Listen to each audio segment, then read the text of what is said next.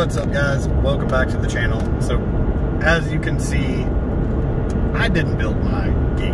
I cannot weld to save my life. I learned in high school and never pursued anything further than that. It's definitely something I wish I would have paid more attention to and gotten better at. But I do have the gate for my new trap setup done. So good thing about that is deer season is over now and it's getting to the point to where I can start trapping again. I'm just waiting on the okay from my landowner and then I will be back out there. So the plan is to show you what the setup's going to look like. I'm going to do a little bit of testing with my electronics and also have it hooked up to the gate. I want to see how it works.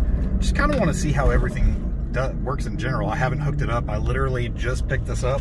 So we're going to be diving in and just kind of seeing how all this is going to work together. And then I'm going to explain the electronics to y'all. So that way, if this is something you decide you want to set up, you can do that as well too.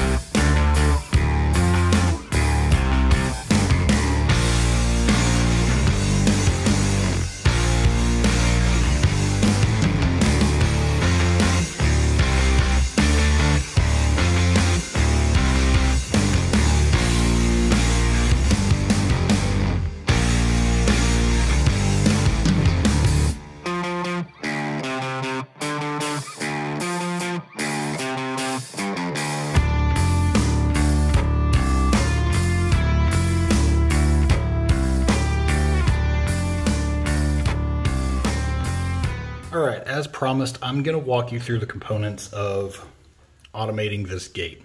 So this is a junction box, definitely want to get a metal one. You can see I have drilled many holes in it.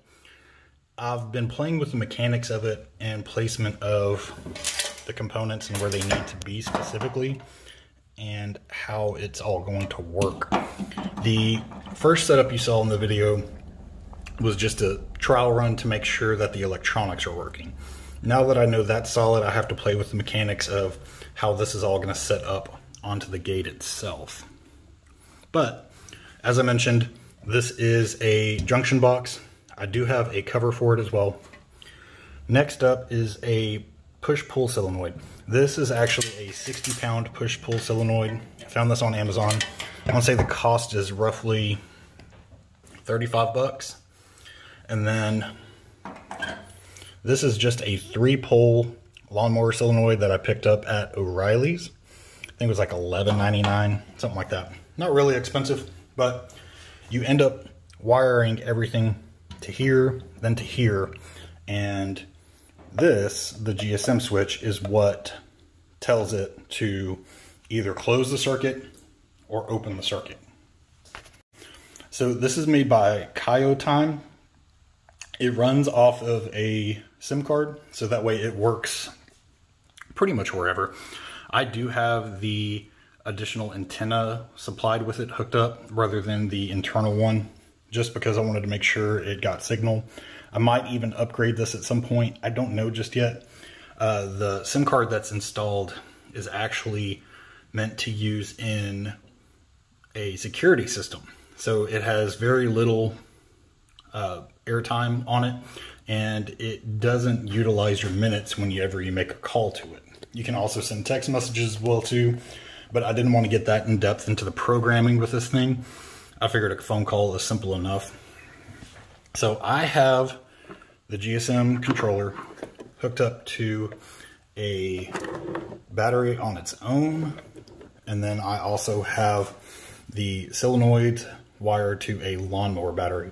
The reason I went with a lawnmower battery is because it is more compact. It fits into my box versus trying to use a car battery, and I wanted to make sure that I had plenty of room in here to put wiring and everything else additionally into it. You can see I do have a on-off switch for the GSM controller, and then I also have one for this battery as well too. I want to be able to cut this on and off whenever I'm not working with it, so that way I'm not killing the batteries and having to constantly charge. And I do have a few inline fuses hooked up as well. I have a 2 amp on the GSM controller, and I have a bigger fuse hooked up on the lawnmower battery. Now this was a fuse that I had left over from my old car audio system that I had in my truck. So I figured, why not utilize that rather than buying something else? And it's working out fine. So that's what the wiring looks like. I can get into the diagrams, but I just want to simply show the components right now. So there's not a lot to it as far as the electronics. Once you get the wiring down, you're golden. So this is the part that I have been having a little bit of trouble with. You can see that I have a gate latch here, and the idea is for it to pull and release one of these wires here. And these are just galvanized wire, nothing special. But the problem I'm running into is that this piece right here on the latch did have a little bit of a lip to it, so that way it can catch the gate whenever it's shut. So I took a file and I filed it smooth, which is doing much better. My next part is probably going to be rounding that off, so that way it can slide a little bit easier. But the main issue that I'm running into is that the solenoid has the power to pull. I don't think I have the galvanized wire ran far enough back. I did have the box mounted here, and it was just simply running a wire from here to here, attempting to pull, and it pulls, but the solenoid hasn't been able to retract completely. So that's telling me that I had the wire too tight and it's not enough pull to yank this back like it should. So what I'm thinking is I'm going to take this guy down. I'm probably going to plug those holes. You can see that I've kind of played with a few different ways of doing things. I did have bolts in here, but the bolts did not work out because it was catching on the slide right here. So that is another part that I had to work through. These are just simple sheet metal screws. I had to pre-drill these, put them into the wood. It's actually held really well so far.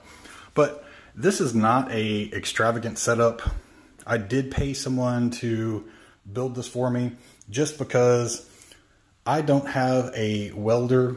Well, I didn't at the time when I purchased this. I do now. I went ahead and purchased a flux welder from Harbor Freight. So I want to start learning and just figuring that out so I can do this stuff on my own and not have to pay for it.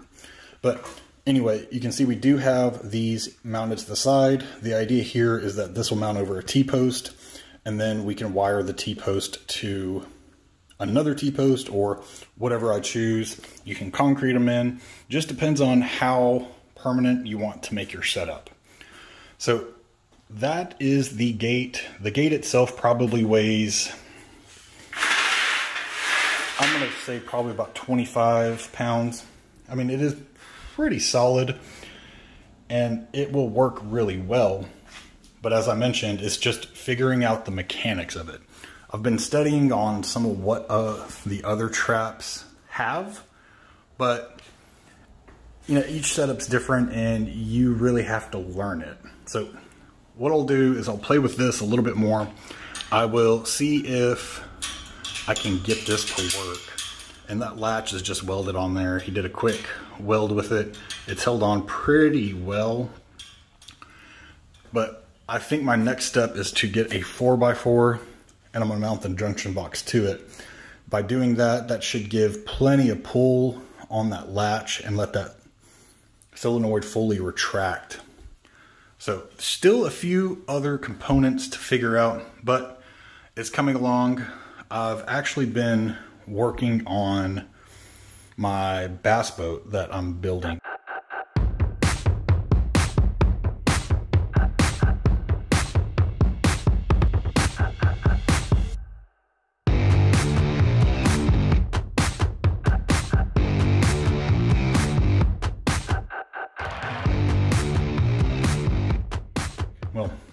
don't want to say bass boat. It's actually a boat that I'm going to be using for fishing, hunting, whatever. It's a 16-foot aluminum Monarch I picked up whenever we moved. But anyway, that's the components of the trap gate. As I mentioned, I wanted to show you this. I hate that it's not fully functional yet, but as I mentioned too, I'm not able to trap just yet. So these are the components you're gonna need. Your junction box, a push-pull solenoid, and a 3-pole lawnmower solenoid. You will need the Kyotime GSM switch. This is a 19 amp hour battery that I've been using for lights and whatever else. I'll link it in the description. And that is just an EverStart lawnmower battery. They're $29.99 at Walmart. It has 300 cold cranking amps. It has plenty of discharge to make that solenoid fire. I'll go ahead and link all of these in the description, so that way if you decide you want to put this together or try it for yourself. And I will also link the video that I used as reference for the wiring as well too. As far as the gate goes, if y'all have suggestions on the mechanics, or this is something you've ever done, leave it in the comments below. I would love to have some extra input. Typically, y'all know that I'm working on this stuff and working through it myself. So there's always a need for a second eye, or maybe even second opinions. I'm very sure that I've been missing something, but like I mentioned, I'll probably add a 4x4. I'm gonna say probably about maybe a foot away from this left side right here. Not really sure just yet. The weather's been kind of crappy here, so I didn't want to try and get out and set it all up and have this thing start rusting and doing all that. But anyways, that is going to be the video, guys. Thanks for tuning in, and I'll catch you on next week's episode.